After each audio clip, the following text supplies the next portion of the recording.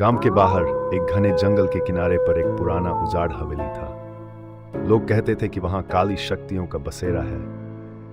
हवेली की खिड़कियों से कभी भी रहस्यमयी लाल रोशनी दिखाई देती और अजीबोगरीब आवाजें सुनाई देती। गांव के एक युवक अर्जुन को इन बातों पर विश्वास नहीं था। वह इन कहानियों को सिर्फ डराने की बातें मानता था।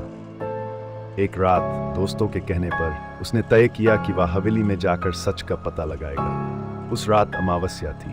अर्जुन ने अपने हाथ में एक टॉर्च और गले में भगवान की मूर्ति पहन रखी थी। जैसे ही वह हवेली के पास पहुंचा, उसे वहां अजीब सी ठंड महसूस हुई।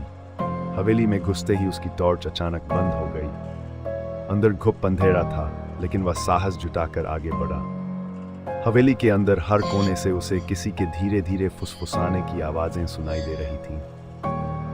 जब उसने एक कमरे में कदम रखा तो उसने देखा कि वहां एक बड़ा गोल घेरा बना हुआ था, जिसमें काले रंग के कपड़े पहने हुए कुछ लोग मंत्र पढ़ रहे थे। उनके बीच में एक गुड़िया रखी हुई थी, जिस पर सुइयां चुभाई गई थीं। अर्जुन को समझ आ गया कि यह काला जादू था। उसने तुरंत वहां से भागने की कोशिश की, लेकिन जैसे ही उसने दरवाजे की ओर कदम बढ़ाया, हवा में अचानक जोरदार हंसी गूंजी।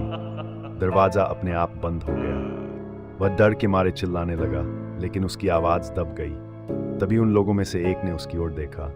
उसकी आंखें खून की तरह लाल थीं। तुमने हमारी पूजा में खलल डाली है, उसने गुस्से से कहा। अर्जुन ने भगवान की मूर्ति को जोर से पकड़ लिया और प्रार्थना करने लगा। तभी वहां अजीब सी रोशनी फैल गई और वे लोग चीखते हुए गायब हो गए। अर्जुन ने किसी तरह दरवाजा खोला और भागते हुए गांव पहुंचा।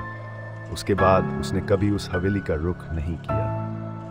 लेकिन लोग कहते हैं कि जो भी वहां गया, वो या तो कभी लौट कर नहीं आया या फिर पागल हो गया।